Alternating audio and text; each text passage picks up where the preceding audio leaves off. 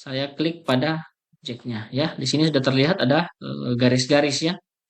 Selanjutnya saya akan masukkan ya. Di sini misalkan saya mau menambahkan beban dinding ya, beban dinding di bagian luar dan bagian dalamnya atau di semua balok ini katakanlah ada beban dindingnya seperti itu. Saya pilih ke analyze lagi, kemudian ke load ya. Di sini kita pilih load, kita pilih line load ya di sini. Ini DL, tidak apa-apa, kita masukkan DL. Kemudian di sini oke, kita coba dengan 1 kilonewton ya. Ini bebannya seperti ini. Oke. Katakanlah distribusi bebannya hanya seperti ini. Jadi di sini tidak saya tambahkan beban ya. Nah, sekarang ini sudah selesai ya. Jadi kita sudah memodelkan kolom, memodelkan balok, plat, dan kita menambahkan bebannya seperti itu. Kita akan membawa atau melakukan transfer dari Revit ke robot ya. Di sini saya pilih structural robot analysis seperti ini. Kemudian saya klik lagi robot structural analysisnya seperti ini. Nah, di sini kita dihadapkan dua pilihan. Yang pertama reinforcement code check, kemudian yang kedua robot structural analysis link. Pilih yang kedua ya, yang di bawah seperti ini. Nah, nanti di sini ada yang namanya direction of integration. Ini yang saya maksudkan tadi, bagaimana Revit dengan robot ini akan bekerja sama dalam pemodelan ya. Nah, kita pertama send dulu. Karena baru pertama kita send dulu, kirimkan modelnya, kita klik OK. Nah, ini dalam tahap proses ekspor ya. Jadi send model to RSAP.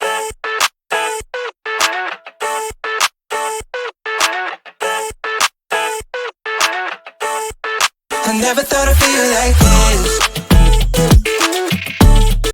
Oke, jumpa lagi dengan saya Fabdi Kalumata di channel BIM Engineering Polindo. Pada kesempatan kali ini saya akan membagikan tutorial Revit tapi berpindah ke topik struktur ya.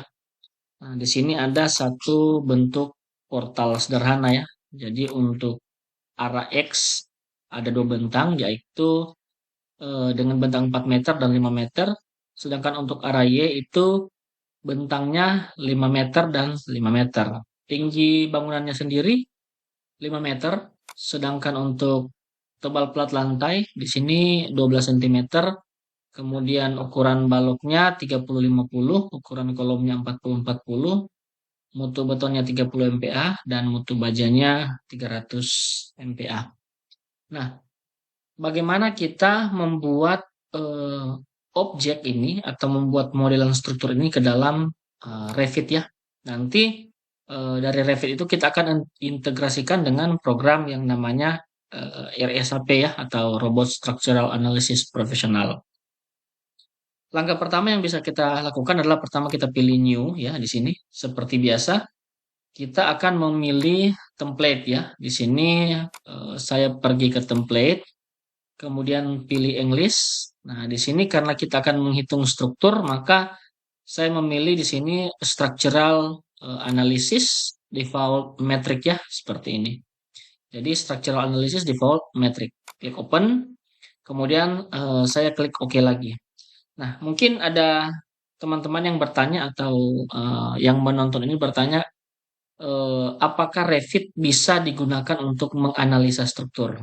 Jawabannya bisa, tetapi tidak di dalam bentuk struktur yang rumit. Nah, untuk bentuk struktur yang rumit kita akan menggunakan salah satu program yang disebut dengan Robot Structural Analysis Professional. Ini saya coba tampilkan. Jadi Autodesk itu punya software juga yang dipakai untuk menganalisis struktur seperti sub maupun etaps dan lain sebagainya. Nah, RSAP ini terintegrasi dengan Revit. Nah, nanti kalau kita melihat ke analyze di sini ya, kalau kita klik analyze di bagian kanan ini ada menu structural robot analysis ya dan result manager. Nah, di sini yang membedakan Autodesk dengan software vendor software yang lain, karena di sini nanti ketika terjadi perubahan kita langsung bisa mengkombinasikan dua software yang berjalan secara bersamaan, ya seperti itu. Ini saya contohkan ini contoh modelnya seperti ini ya. Nanti saya akan bagikan bagaimana software ini akan langsung terkonek secara otomatis dengan AutoCAD Revit ya. Nah, pertama setelah kita masuk ke project, kita tentu harus membuat yang namanya grid ya. Jadi kita buat grid. Nah, sebelum kita membuat grid, kita harus mengatur satuannya. Di sini menggunakan satuan sentimeter. Jadi saya samakan dulu. Kita ke menu manage, kemudian kita pilih project unit, kemudian di bagian lengthnya ini saya ganti dengan sentimeter ya, seperti ini. Kita klik OK, lalu kita klik OK lagi. Nah, kita buat grid ya. Jadi ke menu arsitektur maupun struktur bisa, dua-duanya ada grid ya di sini. Jadi grid ini untuk di struktur tujuannya untuk places kolom ya, untuk meletakkan kolom ya. Sedangkan kalau di arsitektur ya, grid ini juga sama posisinya. Nah, place column grid line in the building design. Kalau di struktur posisinya juga sama, tetapi nanti yang membedakan adalah kolom pada struktur dan kolom pada arsitektur. Itu berbeda ya. Nah, saya menggunakan grid atau membuat grid dari menu tool structure ya, struktur di sini pilih grid, kemudian saya tarik seperti ini. Untuk gridnya di sini menggunakan A eh, dan B ya. Ini saya coba tambahkan satu parameter. Di sini saya beri nama A. Oke, kemudian kita copy ke arah kanan sejauh 400 ya. Nah, ini B. Oke, kemudian saya kopikan lagi. Ini berarti C ya. Jadi ada kurangan satu label ya di sini. Kita copy. Ini 500 seperti ini. Setelah grid ini sudah dibuat, kita akan buat untuk array Y. Array Y ini hanya ada dua grid juga ya, tetapi bentangnya sama. Oke, di sini saya buat seperti ini, structure, pilih grid, oke, seperti ini. Saya beri nomor ya, 1. Oke, ini saya copy sejauh 500. Kemudian saya copy lagi sejauh 500. Nah, ini sudah jadi, saya coba atur seperti ini.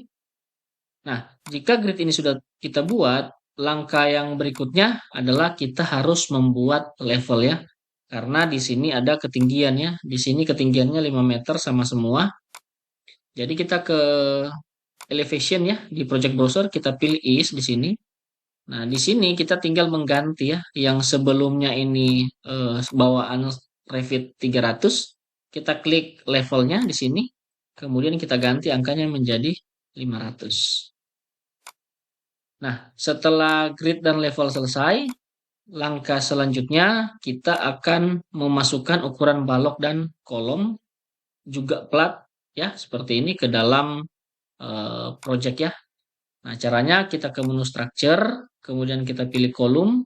Nah, di sini kalau kita pilih kolom seperti ini akan dibawakan ke bawaan standarnya ini menggunakan model struktur kolom baja ya. Nah, kita pilih di sini load family. Kemudian sama, kita masuk ke library lagi. Kemudian kita pergi ke English.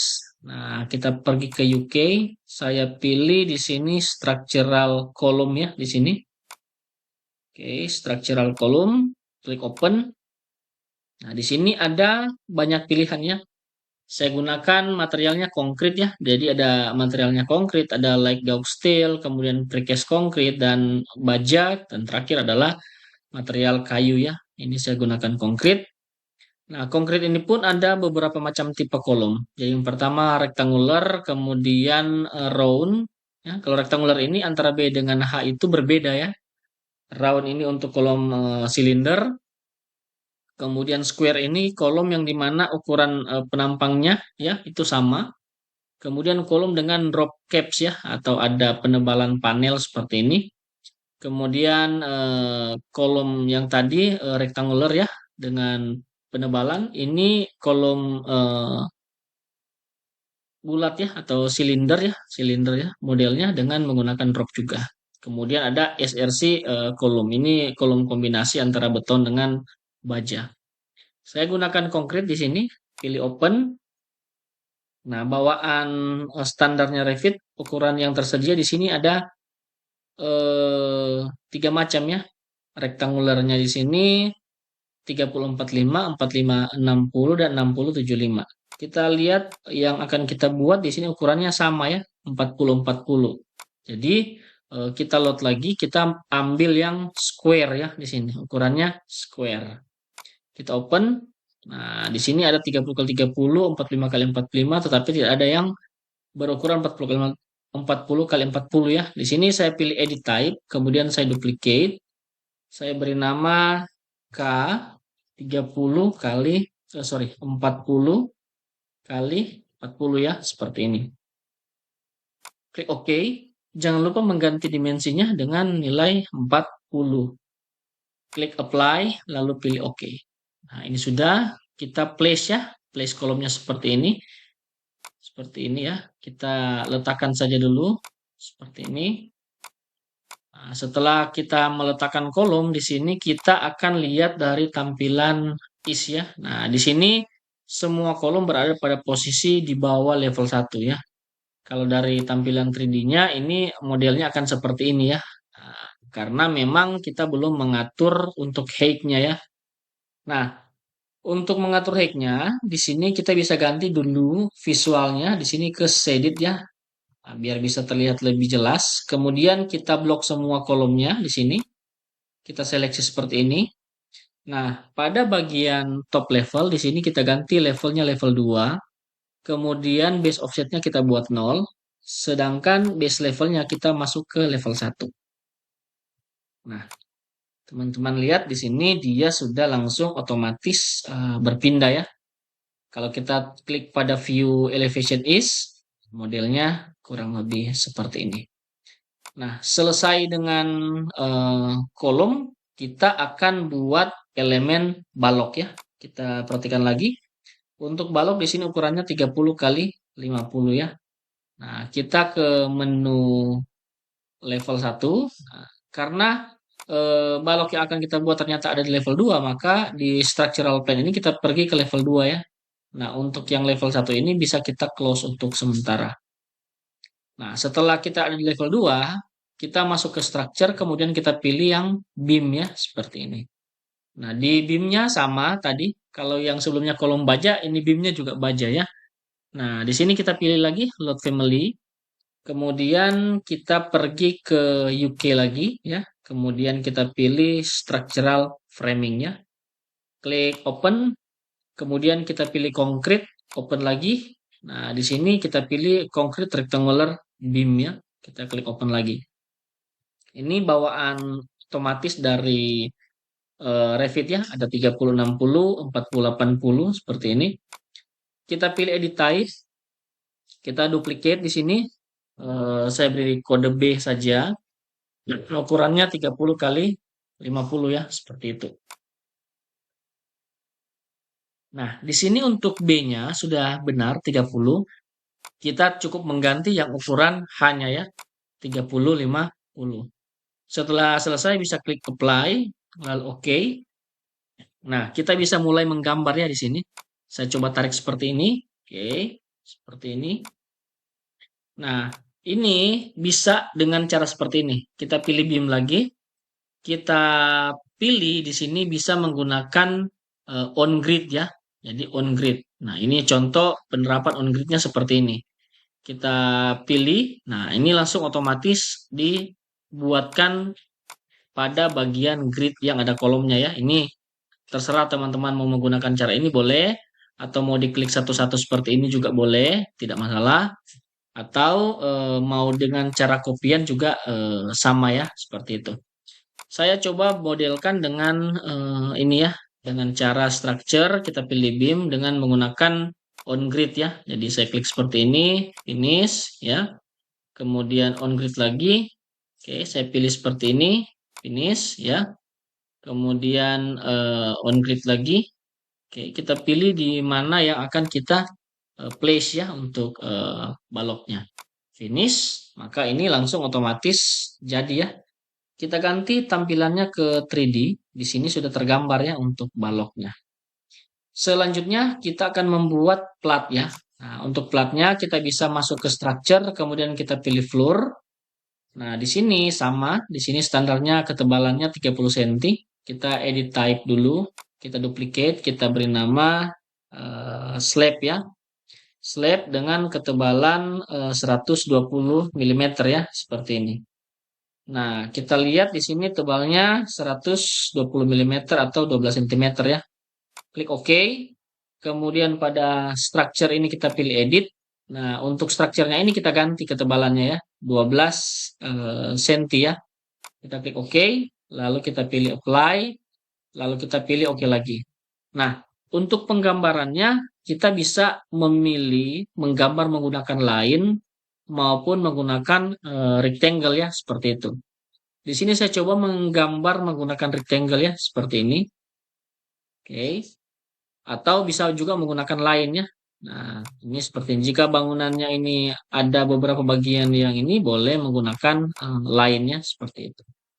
Ini saya coba klik seperti ini, saya tutup, saya klik lagi seperti ini. Nah, tetapi kalau kita menggunakan cara seperti ini cukup lama ya. Ini belum tertutup ya, seperti ini. Klik seperti ini. Nah, ini kalau kita lihat dari 3D-nya ini cukup lama karena kita harus klik satu-satu ya. Nah, ada cara yang cepat ya, ada cara yang cepat tetapi dengan persyaratan nanti kita akan hilangkan ya sambungannya. Jadi yang saya maksud seperti ini, kita ke floor, kemudian saya pilih polyline seperti ini ya, line seperti ini, saya klik dari as kolom semua, seperti ini. Oke, seperti ini ke as kolom, ini ke as kolom, kemudian ini ke as kolom, ya, sama semua ke as kolom. Kemudian yang terakhir ke sini ya, kita kembali. Nah, kita klik seperti ini. Nah, maka di sini akan terlihat platnya overlap seperti ini ya. Nah, platnya overlap seperti ini.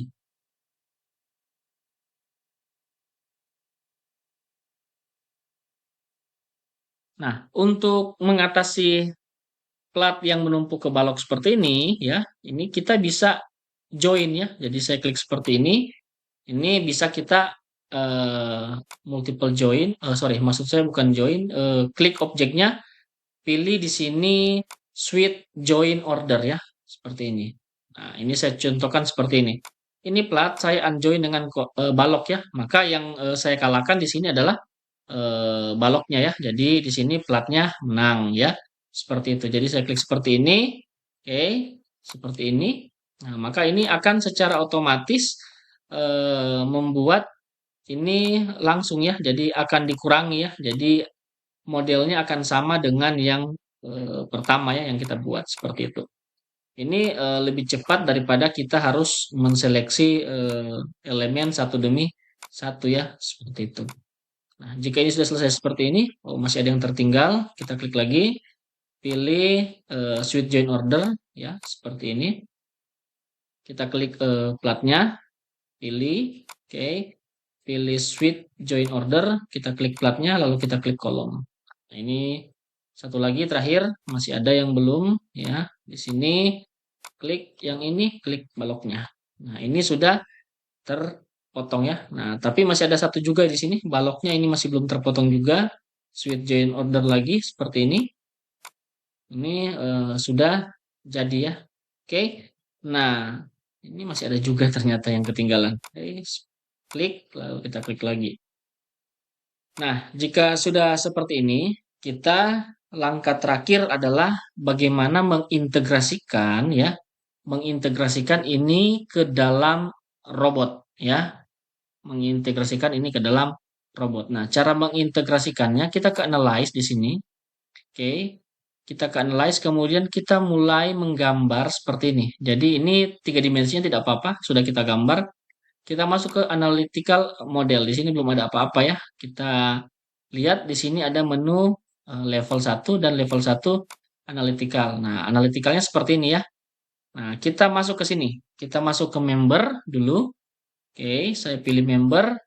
Kemudian di sini ada pilihan top point definition dan start end point definition. Nah, kita akan menggunakan dua tool ini ya. Jadi kalau top point ini kita gunakan untuk menggambar member di arah vertikal ya atau kolom. Sedangkan start end point ini kita akan gunakan saat penggambaran elemen balok. Saya klik top point seperti ini, kemudian perhatikan di bagian propertiesnya di sini ya. Di sini harusnya sudah ada. Di sini pada propertiesnya di sini kita perhatikan di sini kita besarkan sedikit. Oke, nah di sini ada pilihan highest associate level, level 1. Di sini kita ganti ke level 1, kemudian highest-nya ini kita ganti ke level 2. Kemudian structural role-nya ya, di sini saya pilih kolom ya, jangan lupa diganti. Section type-nya di sini kita pilih yang ukurannya yang tadi ya, concrete square 40 kali 40. Kemudian di sini analysis as gravity ya, beban sendiri. Kemudian di sini end release-nya fix, start release-nya kita gunakan fix juga ya. Seperti itu. Di sini saya coba gambar, saya klik seperti ini, dia akan membentuk titik-titik seperti ini ya. Oke, kita coba lihat dari tampilan analytical model. Di sini sudah muncul seperti ini ya. Nah, selanjutnya saya pindah ke level 2 ya, level 2 analytical seperti ini. Nah, saya akan menggambar elemen baloknya ya. Pilih member ya, kita ganti. Kalau sebelumnya menggunakan top point definition, sekarang kita akan menggunakan start end point definition seperti ini. Nah, perhatikan di sini untuk structural role-nya kita ganti dari kolom ke beam. Untuk section type-nya kita ganti tadi B-nya 30 kali 50 seperti ini. Nah, jika sudah selesai, saya coba mulai gambar seperti ini ya. Ini saya gambar, oke. Kemudian ke sini. Selanjutnya saya klik lagi ke sini. Ini saya coba ke sini dan ini saya coba ke sini ya. Nah, ini saya coba lihat dari tampilan 3D-nya. Nah, di sini masih ada belum tergambar. Nah, kita bisa langsung sebenarnya menggambar dari tampilan 3D ya. Saya pilih member, kita aktifkan yang namanya 3D snapping. Jadi saya klik seperti ini. Oke, ini bisa langsung. Kemudian ini bisa langsung seperti ini. Oke, sampai tahap ini sudah selesai. Jadi kita sudah memodelkan struktur dalam bentuk 3D. Kemudian kita juga sudah memodelkan analisisnya dalam bentuk model 3D juga seperti ini. Nah, langkah selanjutnya berikutnya ya kita akan menggambar platnya ya. Di sini saya pilih panel. Di sini saya menggunakan panel by boundary ya. Kita kembali ke level 2, panel by boundary di sini. Nah, kemudian untuk structural role-nya di sini saya pilih floor ya. Kemudian thickness-nya di sini saya gunakan 12 ya. Di sini saya coba gambarkan platnya seperti ini. Ini sudah selesai. Selanjutnya saya pilih finish ya, seperti ini. Kita lihat dari tampilan analytical model, dia sudah berbentuk seperti ini ya. Nah, jika sudah berbentuk seperti ini, yang berikutnya kita akan memasukkan bebannya. Ini saya coba bagikan dulu bagaimana kita memasang beban terbagi rata ya di dalam plat ya seperti ini. Kita seleksi dulu platnya, kemudian kita masuk ke analyze ya di sini. Di sini saya masukkan seperti ini ya. Jadi untuk loadnya, simbol loadnya seperti ini. Nah, di sini ada point, ada line, ada area ya seperti ini. Oke, ada on host ya. Nah, di sini saya pilih area. Oke, saya klik untuk platnya seperti ini.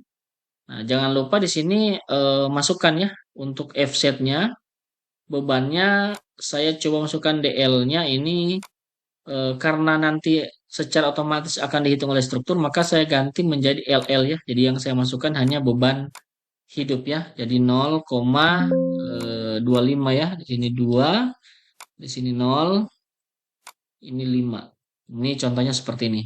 Saya apply, saya klik pada jacknya ya. Di sini sudah terlihat ada garis-garis ya. Selanjutnya saya akan masukkan ya di sini misalkan saya mau menambahkan beban dinding ya, beban dinding di bagian luar dan bagian dalamnya atau di semua balok ini katakanlah ada beban dindingnya seperti itu. Saya pilih ke analyze lagi, kemudian ke load ya di sini. Kita pilih load, kita pilih line load ya di sini. Ini DL, tidak apa-apa, kita masukkan DL. Kemudian di sini, oke, kita coba dengan 1 kilonewton ya. Ini bebannya seperti ini. Oke. Katakanlah distribusi bebannya hanya seperti ini. Jadi di sini tidak saya tambahkan beban ya. Nah, sekarang ini sudah selesai ya. Jadi kita sudah memodelkan kolom, memodelkan balok, plat, dan kita menambahkan beban ya seperti itu. Kita akan membawa atau melakukan transfer dari Revit ke robot ya. Di sini saya pilih structural robot analysis seperti ini. Kemudian saya klik lagi robot structural analysisnya seperti ini. Nah, di sini kita dihadapkan dua pilihan. Yang pertama reinforcement code check, kemudian yang kedua robot structural analysis link. Nah, pilih yang kedua ya, yang di bawah seperti ini. Nah, nanti di sini ada yang namanya direction of integration. Ini yang saya maksudkan tadi, bagaimana Revit dengan robot ini akan bekerja sama dalam pemodelan ya. Nah, kita pertama send dulu. Karena baru pertama kita send dulu, kirimkan modelnya, kita klik OK. Nah, ini dalam tahap proses ekspor ya. Jadi send model to RSAP ya. Jadi kalau saya sebut RSAP itu maksudnya berarti Robot Structural Analysis Professional. Nah, di sini sudah selesai. Kemudian di sini ditanyakan, do you want to see the event report? Ya, bisa dilihat, bisa tidak ya. Saya coba klik yes saja. Ini pastikan tidak ada warning ya, komplit selesai semua, kita close. Nah, nanti secara otomatis di RSAP-nya itu akan nyala ya. Di sini saya coba lihat, di sini masih belum terbuka. Oke, kita tunggu sebentar. Nanti di situ akan langsung terintegrasi ya. Kita coba lihat di sini. Oke, di sini saya coba buka. Nah, ini model yang kita buat tadi langsung secara otomatis berpindah ke robot. Nah, kalau teman-teman lihat di sini ada penempatan beban yang sesuai ya. Jadi ini kalau saya tampilkan semua, ini tertutup ya. Saya coba kecilkan layarnya seperti ini. Jadi yang satunya ini menggunakan robot terintegrasi otomatis dengan Revit ya. Sini saya coba atur menjadi 2 view seperti ini. Ini saya perkecil ya untuk tampilan view Revitnya saya perkecil. Oke, seperti ini. Ini saya coba tarik dulu. Ini saya close. Kemudian yang robotnya saya atur juga posisinya seperti ini. Oke. Nah, di sini teman-teman bisa lihat kita sudah ada di dua software yang bekerja secara bersamaan ya. Di sini saya coba tampilkan seperti ini.